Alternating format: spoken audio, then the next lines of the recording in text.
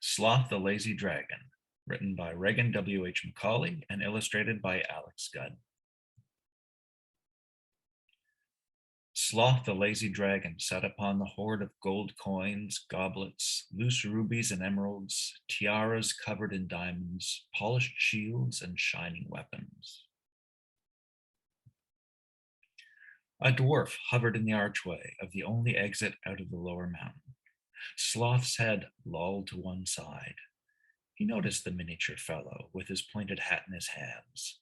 The dragon belched a small flame and shut his eyes. "Sir," the dwarf began with a shaking voice, "you have lived in the bowels of our mountain for decades. No one ever sees you leave. You slumber on this mound of gold and eat the mountain goats that wander in. How long will you stay?" The dragon croaked, roused again from his nap. He opened one yellow eye and yawned to show the dwarf his chasm of sharp ivory teeth. "Why would I leave? I have everything I want right here."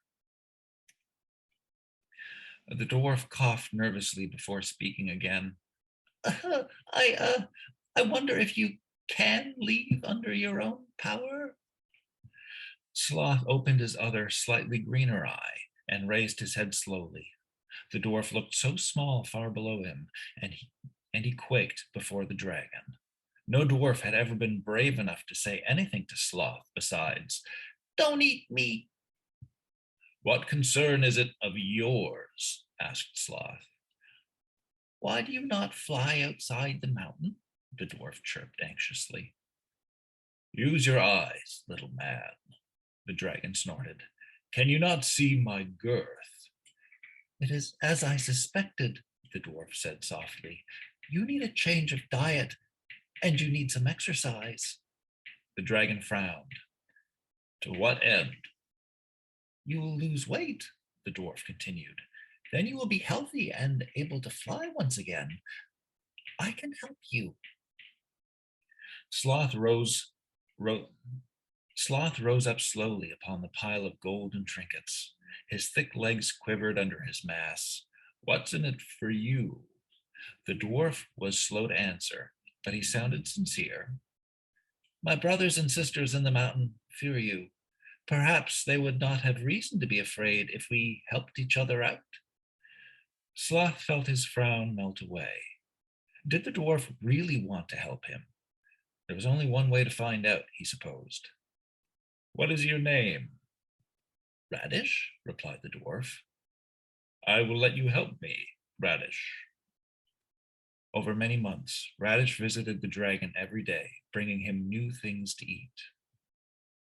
Vines of cucumber and pumpkin, apple and pear trees, scores of legumes, fish and lean meat, walnuts and almonds, and barrels of yogurt.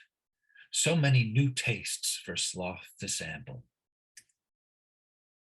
Over those months, every day except Sundays, Radish taught the dragon new exercises. Sloth stretched his wings and flapped them without flying. He stretched his limbs and pushed himself up and down repeatedly. The dwarf called these push-ups. Eventually, he was able to climb the walls of the inner mountain progressively further with each week that passed. Sloth lifted mounds of gold in his claws, and his weak muscles toned. He jogged laps around the mound of precious metals and jewels. One day he stretched and flapped his wings and rose off the ground. After more than a year of hard work, Sloth was lean again and looked more like a dragon than a dirigible. He felt the urge to travel. In the later hours of one pink-hued day, Radish came to Sloth to let him know his work was done. "You must continue with your diet and keep up your exercise, but you are a healthy dragon now." "I am forever grateful," Sloth replied. "My brothers and sisters thought I was a fool to help you," said Radish. "They thought if I helped you make you a strong dragon again, you would surely eat us all." "Nah," replied Sloth. Dwarves are hardly a mouthful, he winked. In fact, I think I will leave you all my hoard of gold and travel the world. Radish's face lit up, and though Sloth knew the dwarf had hoped in the end to regain the gold in exchange for helping him, the dragon did not begrudge him this. Thank you, Radish, Sloth bellowed as he took flight. You gave me back my freedom. The dwarf and the mountain grew smaller and smaller as Sloth flew further and further. The sky was magenta, and the wind was cool and liberating. What an adventure, remarked the dragon. And then we have some activity pages, including picking out healthy food choices for Sloth and a coloring page and all that good stuff. And just as an explanation, you might be confused later if you're watching the replay. We actually forgot to start recording. So we did this at the end. You're going to hear me talking later about the fact that I forgot to start recording, and the Sloth the Lazy Dragon reading got missed in the recording. So this is just the magic of editing. I'm going to pop this back at the beginning or near the beginning of the video where it should be. There we go. All right. So now I wanted to ask 3 questions for 3 prize packs for Sloth the Lazy Dragon, which includes a signed copy of Sloth the Lazy Dragon, as well as this adorable plush dragon guy. And also there's like a pair of fun scissors, they're dragon scissors, a little coloring card, and some stickers. So that's what's in the prize pack. If everybody could use the chat, and let me know, name for me a healthy food that Sloth ate, and you could win. Let's see. First 3 people win.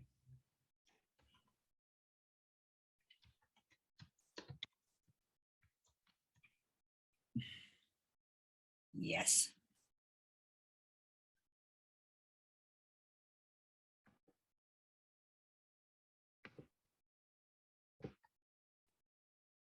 Yep. Okay. Looks like we've got our 3 winners. Thank you so much.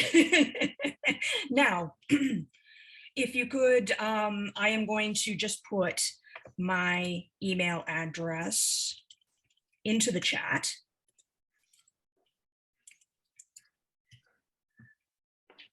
Send me your mailing address so that I can send those prizes out. Again, the email is in the chat. You can do that later, just fine. Thank you so much.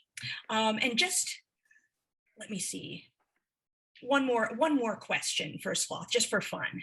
Could tell me some exercises that Sloth did to get healthy.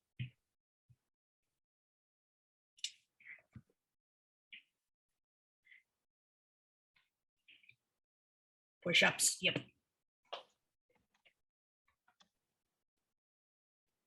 Okay, all right, awesome, thank you.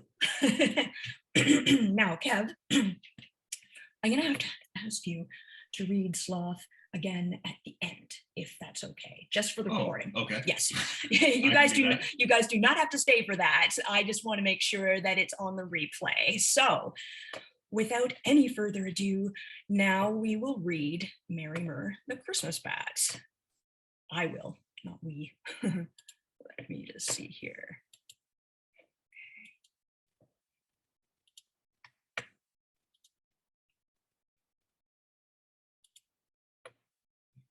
If everybody can give me a thumbs up that they can hear me and see Myrrh properly.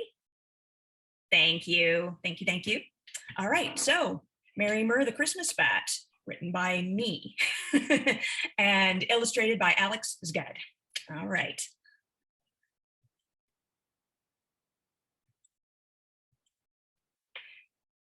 Deep within a valley covered in snow, there was a farm with a brown barn and a white farmhouse. At Christmas time, the spruce trees around the house were decked with multicolored lights. The doors and windows were lined with holly branches wrapped in ivy, but what was inside through the big bay window. That was what the barn bats came once every year to see. Mr. and Mrs. Raft, the barn bats, would wake up one night during their winter hibernation to witness the wondrous sights of Christmas in the farmhouse. They snuggled together on the windowsill and gazed inside. Closest to the bats' viewing spot was the nativity. The manger faced towards them so they could see the glowing babe in the inside, surrounded by many loving figures in cloth and crowns, with gifts of gold, frankincense, and myrrh. A Christmas tree wrapped in garland and tinsel shone brightly behind the scene. Colorful boxes shimmered beneath. Candles were mounted on the mantel alongside 8 tiny reindeer pulling a sleigh containing a jolly man in red. The Rafts would then return to their barn and hibernate, their hearts filled with enough joy to last them all winter. That spring, Mr. and Mrs. Raft welcomed their first baby bat into the world. Their son brought them such bliss that they were reminded of Christmas and decided his name should be Myrrh. In the summer, Myrrh's parents told him all about their annual Christmas adventure to the farmhouse. They told him he was named after a gift from one of the figures in the nativity scene near the window. That autumn, Myrrh often stared out from the hayloft towards the house, surrounded by trees that had turned red, gold, and orange. "Can I come with you to the farmhouse to see Christmas?" Myrrh asked his mother. "Not this year," Mrs. Raft replied. "You'll be old enough next year," Mr. Raft assured him. Myrrh met with his friend Sense a Squirrel while the Rafts made last-minute preparations to their snug roost. I want you to wake me up the night before Christmas," Myrrh whispered to her, "but don't wake my parents." Sensa agreed. So the two made their way to the farmhouse on Christmas Eve. Myrrh looked at the colorful lights in the trees and the icicles on the roof and windowsills from above. Sensa dashed through the mounds of snow below. Myrrh landed on the sill of the bay window, and Sensa climbed up next to him. The nativity made him feel like his heart would burst with happiness. When Myrrh glanced at the baby in the manger, he noticed the window was open a crack. "I can get in. I'm going to take a good look around." Myrrh quickly slipped inside. "No, Myrrh," Sensa called. "You're going to get in trouble." Myrrh did not listen. Instead, he crawled inside the nativity. Sensa jumped down from the window and ran back to the barn. The bat smelled cinnamon, pumpkin, gingerbread, and chocolate. Though the candles were not lit, the electric tree lights were on. Myrrh fluttered into the tree and gazed at the balls and gold bulbs from inside the branches. He flicked at the tinsel with his wings and nestled in the sparkling garland. Then Myrrh dropped down to the floor to visit the colored boxes adorned with ribbons and bows. He scaled them like a mountain range. He studied the miniature train sitting upon train tracks. He noticed a red button beside the train. Myrrh pressed it, setting the train in motion with a loud toot. The train clattered noisily around the tracks. Startled, Myrrh sprang into the air and flew about in a frenzy. The sounds woke 2 grown-ups and a little girl who crept down the stairs. "Should I get a broom?" asked the mum, pulling on her husband's pajama sleeve. "No," said the dark-haired girl. She was not alarmed. "He's just a baby. He must be a Christmas bat." Myrrh very much liked the sound of Christmas bat. The girl's parents smiled at her and calmed down. So did Myrrh. "Maybe he is a Christmas bat," Mother said, "but I'm afraid he doesn't belong in the house." "He probably lives in the barn," said her father. "I'm sure his family misses him." "Let's take him back to his mom and dad," cried the girl. Myrrh watched the parents' faces that seemed to glow like Christmas. The father gently placed a small towel around Myrrh. Outside, he felt the cold of winter, followed by the warmth of the barn. Then the towel opened. Myrrh gazed up into the rafters. His mother, father, and Sense a Squirrel waited for him. He fluttered up to greet them. "We were so worried." Mrs. Raft hugged Myrrh. "Sensa told us where you were." Mr. Raft wrapped his wings around his wife and son. "We were about to come and find you." "There was no need for you to worry," Myrrh replied. He looked down at the girl, looking up from below. "Christmas was wonderful, and the farmers and their little girl brought me home. The farmer family returned home happy to have helped. The raft family snuggled in for the rest of the winter. Myrrh knew he would have no trouble sleeping. He had so much Christmas cheer inside him, it would last until next year. And then Myrrh also has some activities too, and a little thing I will read to you, just a little educational blurb about bats. Once the most common bat species throughout most states and provinces, the little brown bat is now in serious trouble. White nose syndrome is a deadly disease that's wiping out colonies all over Eastern North America. You can help by supporting your local wildlife centers and conservation projects that identify critical habitats, track white nose syndrome, install and clean bat houses, survey bat populations, and share this knowledge across North America to help prevent the spread of the disease. And we all know, I think, that bats are very important for controlling the insect population, but they're also excellent pollinators. So it's important to protect bats as much as we can. And here are some of the other exercises. And that's Myrrh. Thank you. And now my question for Myrrh.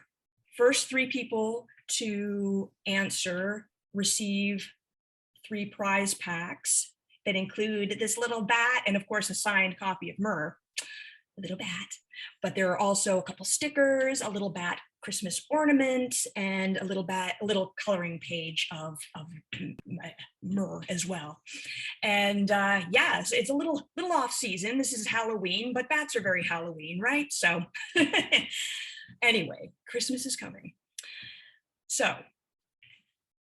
can you tell me, this is a little bit of a harder question, the 3 of the smells that Myrrh smelled in the farmhouse?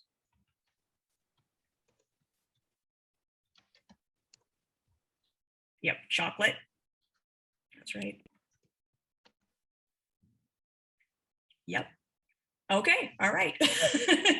We've got our winners. Thank you so much.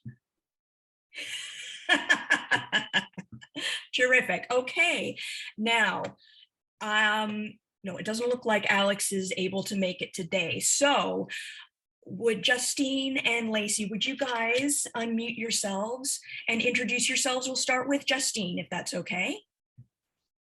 Hello. So I'm Justine Dowsett. I'm the owner of Myrrh World Publishing. We are doing the reprint of Sloth, the Lazy Dragon. So we are a publisher who specialize in escapism fiction. So that's books that take you away to other times, places, versions of reality. A lot of the time that's going to be fantasy books like Sloth or science fiction or adventure stories. So that is the reason why we really like Sloth, because it is about, a dragon, and it does teach you something about, diet, healthy eating, wellness, and that sort of thing. So it really fit with our books. But we do books for all ages. So we have children's picture books, a number of them by Reagan. And Alex has also done another one with us called Beverly Bees, the Brown Burmese, which we have in French and English. And we have Mixter Twizzle's Breakfast and Libby the Lilbibia Jajoyana.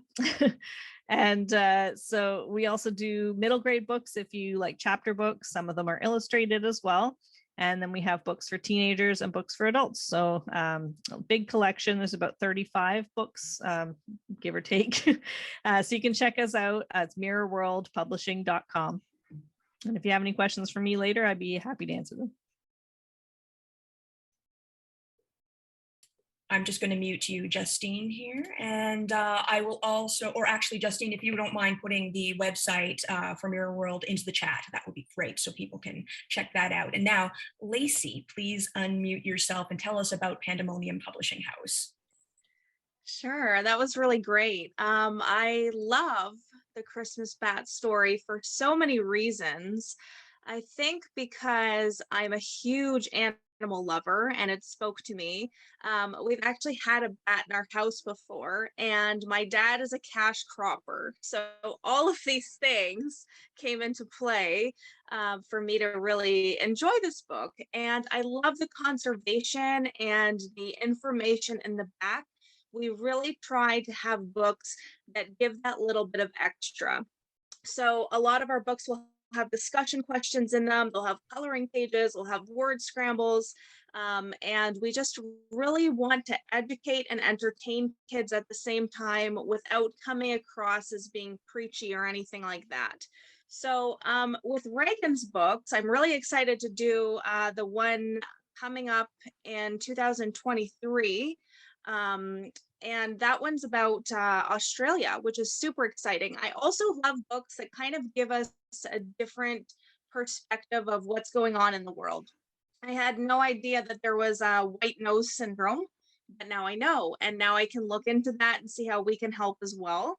And I love the fact that you have won so many awards for your books as well, because that shows that you're really invested in your work and that you really care about what kids are reading and that it's quality material. So I own the company Pandemonium Publishing House. We don't publish things that are boring.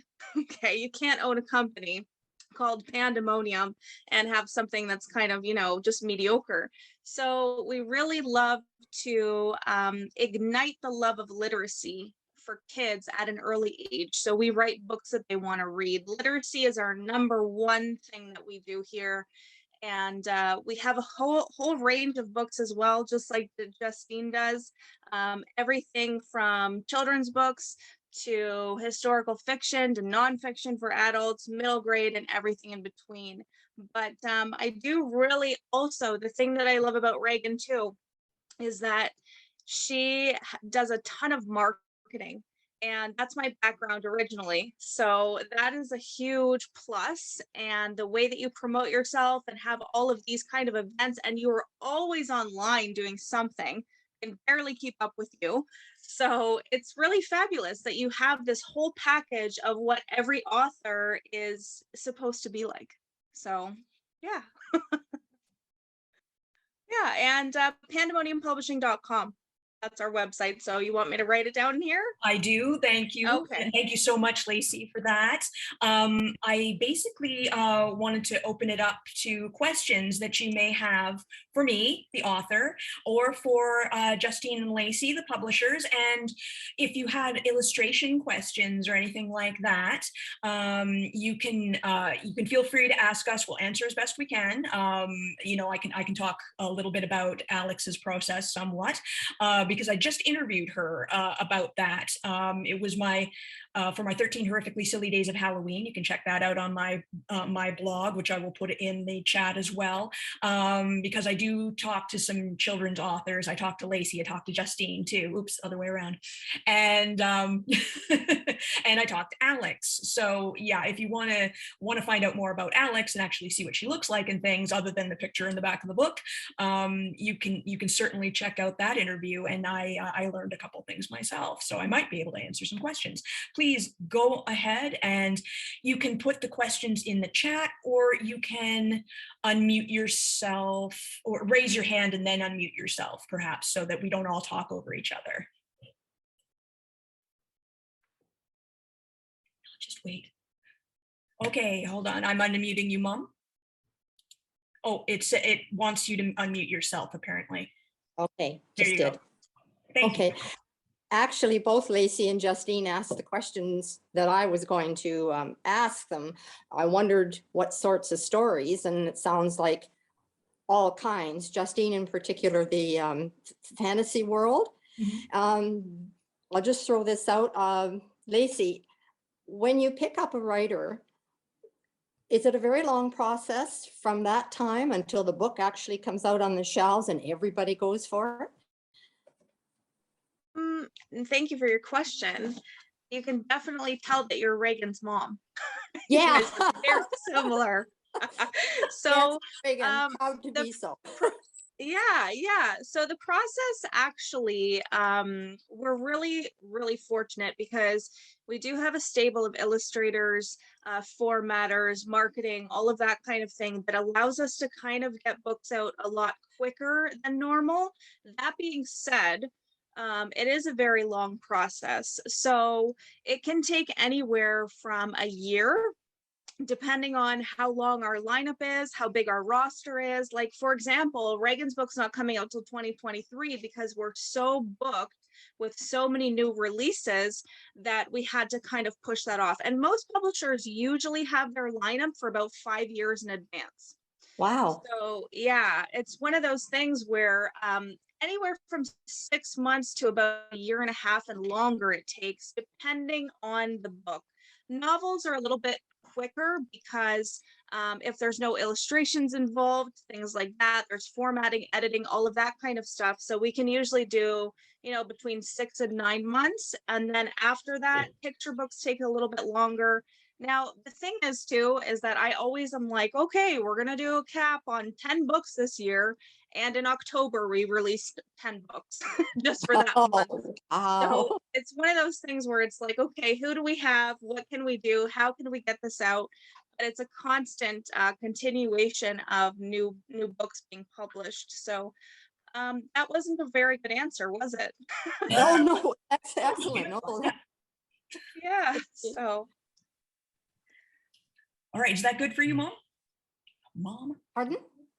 Does that work for you? Or do you have any other questions, or are you good? Yeah, actually, yes, I wanted to ask Justine, have you found that COVID has put a real cramp in your style when it comes to, flogging your books at events? Yeah, it definitely has. We used to try to do a lot of local events, and that was where a majority of our sales kind of came from was, and you don't really realize it until it's not there, right? Yeah. So we've had to pivot to doing more online, and it's been a big adjustment. And I'm actually really glad to start getting out there again now, especially in time for, getting those fall and Christmas markets, because that was a big time of year for us. So we've actually been doing pretty much an event every weekend for the past little while. So it's been good. Wow. Yeah. Excellent. Okay. Got one tomorrow. Oh, cool. Good to know.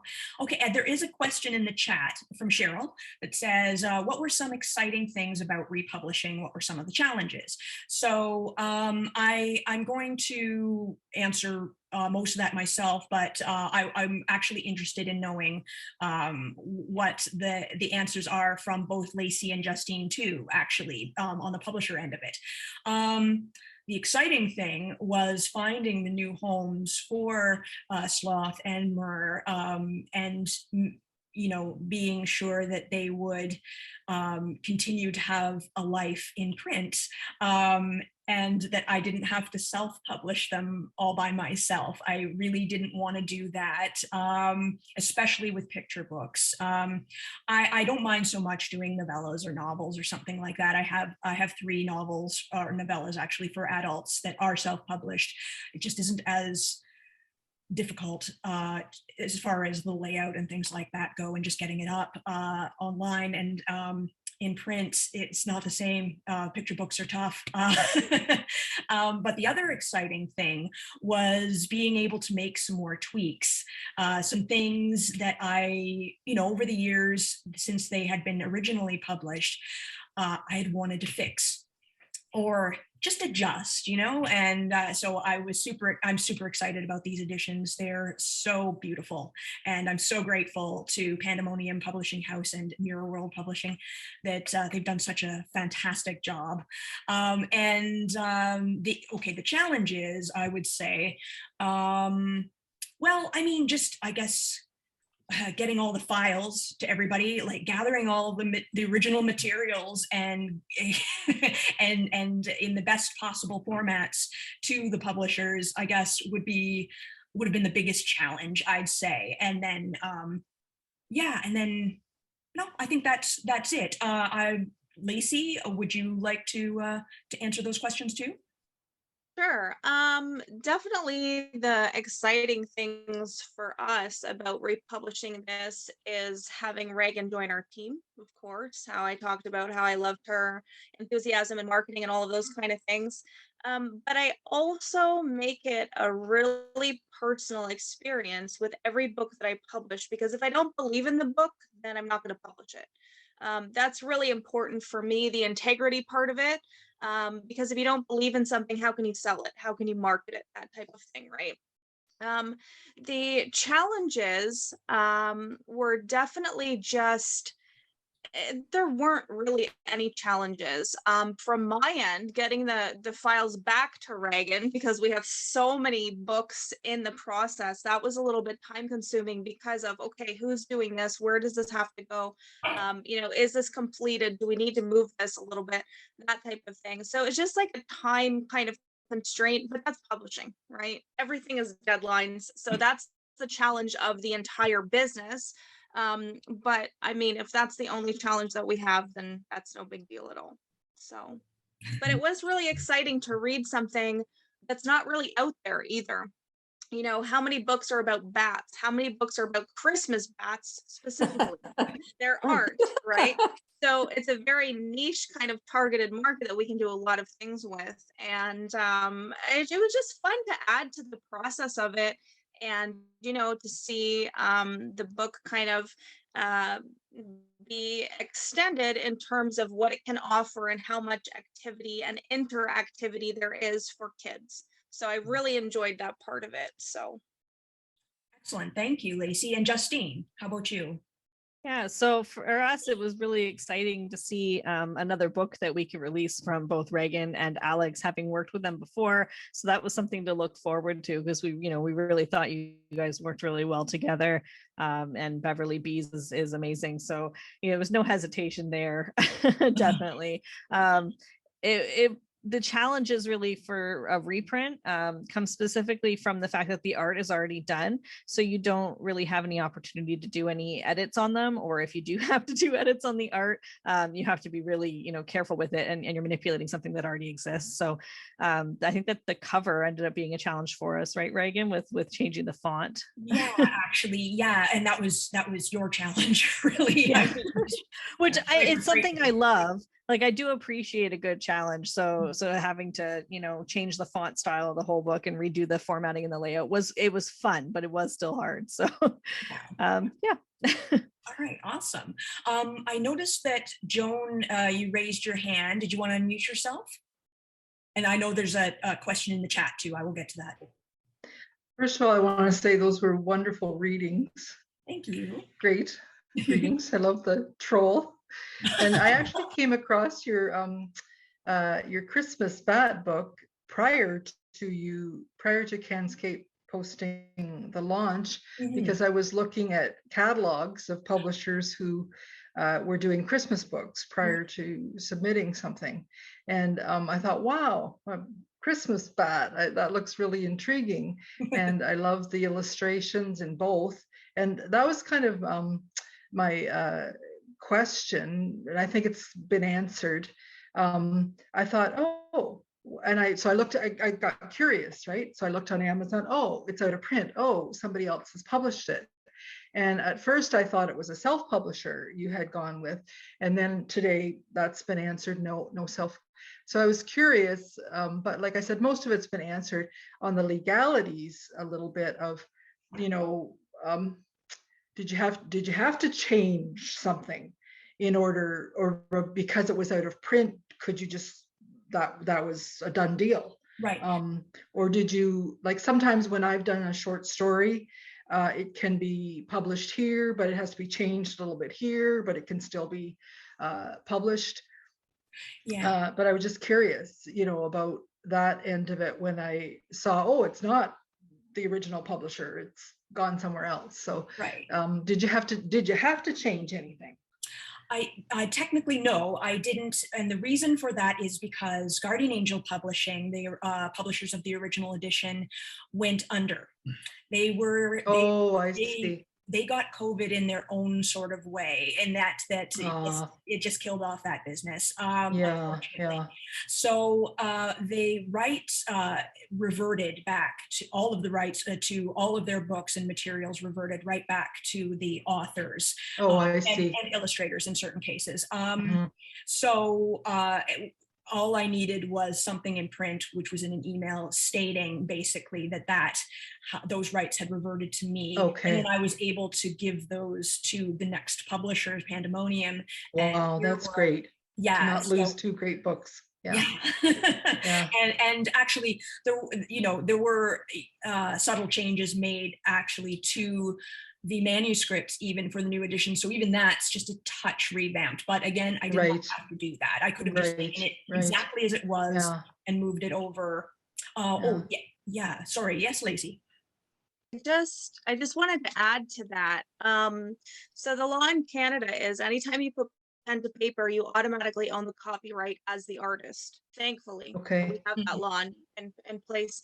That being said, the ISBN changes. So the International Standard Book Number has to be reissued for a new one. You can have this book as volume 2 or special edition or re-released or whatever it is, and still have that original work as long as it's not owned by anybody else. So that's where it kind of comes in to play. But also, we do want to add some things. If you have the opportunity to change some things and clean up some things and add some activities, you absolutely would take that. So I would say that publishing in Canada, I'm in the US right now. So yeah, what's happening is that we have really great laws to protect our artists, 100%. So that's something that people don't realize, that once you write anything, you are the copyright owner to that. And your name. Same with photography. I wish people could catch on to that with photography. Exactly. Yeah. So I think it's really important to protect the artists. And, if you have the chance to add a little bit, tweak a few things and get it republished, why not? I feel like as authors, though, every time we read any of our own books, we go back and we say, oh, I wish I had changed that. I have such a better idea now. So that's why I don't read any of our books ever. I'm just joking. I'm just kidding. But yeah, it's one of those things. So I didn't want to jump in there, but I felt like I needed to kind of. Yeah, thank you for that. I appreciate that. Yeah. And by the way, I really love, there was, like you said, not preachy, but the protection of bats even. Sometimes we have this conception of bats that, get rid of them. I was with a banker one time and a bat was in the lobby and he was like freaking out. And I thought, it's a little tiny bat. We need that little tiny bat. And I love too the eating. Again, it wasn't preachy. It wasn't the food police showing up. And but I loved it. Just the introduction of and how that having lost some weight myself. Now the vegetarian eating I switched to, then it became more flexitarian. But anyway, but I loved that how that changed his ability to do something like fly. And for me, it was something like walk easier. Yeah, me too. So I love that, how you introduced that. And it was this little tiny troll, coming along and encouraging him, right? Rather than, and that was tricky. That's tricky not to present weight as a negative in terms of, I'll just say it, fat shaming. You didn't do that. I loved how you presented that. So I'm excited that I listened. Oh, thank you so much. And speaking of that, actually, they might have left. Actually, if Dave is still around, I don't think he is, but we will be redoing the reading of Sloth, which you missed. But those of you who saw it, of course, don't feel obligated to stick around. Again, that's just because I screwed up and didn't start recording. All right, thank you, Joan. Thank you for all that. And I have one question left, I believe, in the chat, and then I will announce the winner of the share and win. And then I guess we're wrapping things up and Kevin will read Sloth one more time. Oh, hello, Lacey's cat. All right, so Shauna asks, the illustrations add so much to the story. Does the illustrator coordinate with you, Reagan, or do you wait for a rough draft and provide input? Okay, so the way I've been working with Alex is as follows. I write out text storyboards. So instead of drawing out the storyboards, I describe what I want on each page, what I have in my head, and then I put the text that's going to go on that page underneath it. So it's like artwork, my description, text, my description, and the page number, of course, and all that stuff. And then she sketches. She goes, she does not, like a number of my illustrators work digitally. So it's really kind of cool to have at least one who works so traditionally with actual pencils and watercolors. Not to slag on the other illustrators, their work is beautiful, but it's just nice to have that mix in there. So she sends me scans of the pencil sketches, and I send her notes regarding any tweaks, like maybe something needs to be moved or bigger, or isn't quite what I had in mind. I send her those notes. She sends me a new sketch. Usually it's usually right by then. Sometimes it needs to go one more round, just usually fixing very minor things. Then once we've finished and all of those sketches are approved, she paints them and runs them by me again. And in case there's any, sometimes there are little tweaks and things that need doing after the watercoloring is done. And then she sends me the final scans, and once I have the absolute final approved scans, they get uploaded usually to Google Drive or something like that, so that the publishers have access to them, and that the publishers are usually the ones who add the text and any sort of layout details that are not directly art that Alex is doing. So I think that answers your question, Shauna. Did you have any other questions or anything? No, I did not, but thank you for the thorough explanation. I love the illustrations. I'm so glad. I love them too, of course. And I do wish Alex could have been here today, but yes, she is hacking up a lung in Calgary. So unfortunately, so yeah. Okay. Well, I guess I will announce the winner, who unfortunately isn't here, but just for official purposes, Clinton Ralph is the winner of the share to win raffle. So I will be in touch with him via Facebook to get his mailing address and all that good stuff. And Lori, I think you raised your hand actually. Sorry, just wanted to make that announcement first. Go on ahead, unmute yourself.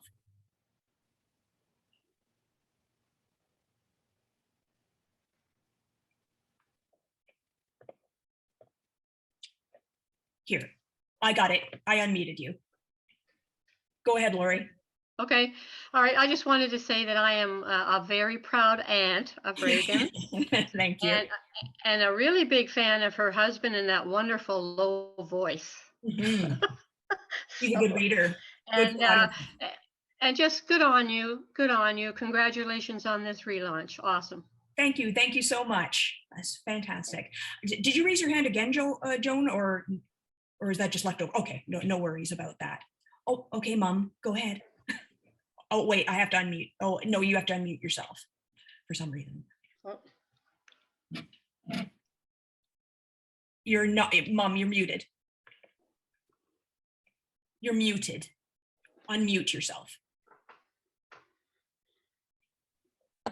Sorry, No can you hear me problem. now? Yes. Okay, this is not book related, and how wonderful you are, because I tell you that all the time. Yeah, and it's getting This is right. I just wanted to say that baby is the worst behaved baby I've ever seen. Oh, I know, right? Look at her. Just Yeah. being. Yeah. Absolutely. Well, if there's anything else anybody wants to say before Kev rereads Sloth, and you can stick around for that if you feel like it, but if you don't, you're most welcome. Kelly, go ahead if you wanted to unmute yourself. Hi, yeah, I just also want to reiterate, I too, as Lori, am a very proud auntie. And I just thank you for inviting us and including us in this reading. It's so entertaining and so well done, and I'm just so impressed. Thank you so much. And just actually, you're asking, you know, if we had any questions. I'm not yes. real savvy on any of the publishing, but that's fascinating, ladies. All your input, I had no idea, really. It's a long process, and I'm just so happy that this is playing out the way it is for you, Reagan. It's wonderful. Thank you. Yeah, congratulations. Congratulations. Thank you. Love you too. Well, thank you also from me. Yeah, to- Remy loved it, by the way. Good. Remy, she loves it. Yes, she loved the pictures. That's perfect. Well, Lacey and Justine, I don't know if you had anything left to say before we start. Go ahead, please. Justine, are you going? Yeah, I'm gonna head out. But thank you very much for having me. It was very lovely meeting all of you. Thank you. And thank you for listening to the stories, and hopefully you'll check them out. Yeah. And again, the websites are where you can find the shops to find the books are in the chat. So you know, or you can reach out to me too, and I can tell you where to go. And thank you so much, Justine. Thank you, and thank you, Lacey. It's thank you for being here and for doing such a great job with the books.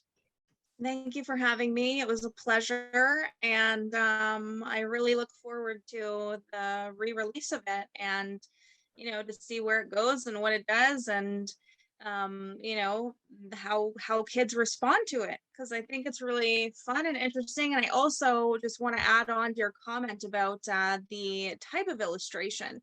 So we see a lot of digital illustrations right now. That's kind of what the market is demanding. But it's nice to kind of have this retro look to it, where it's pen and pencil and watercolor. That's something you can't cheat, you know? So digitally, we can fix up a lot of things, but pen and pencil and watercolor, it's got to be the real deal. So thank you for having me. I love the books. Love you, Reagan. I think you're amazing. And it was really nice to meet your family. Yes, a lot of my family here. Thank you so much, Yeah, which is family, great. for supporting. Well, take care. Have a great day, everybody. Thank Take you. care. Thank you. And as I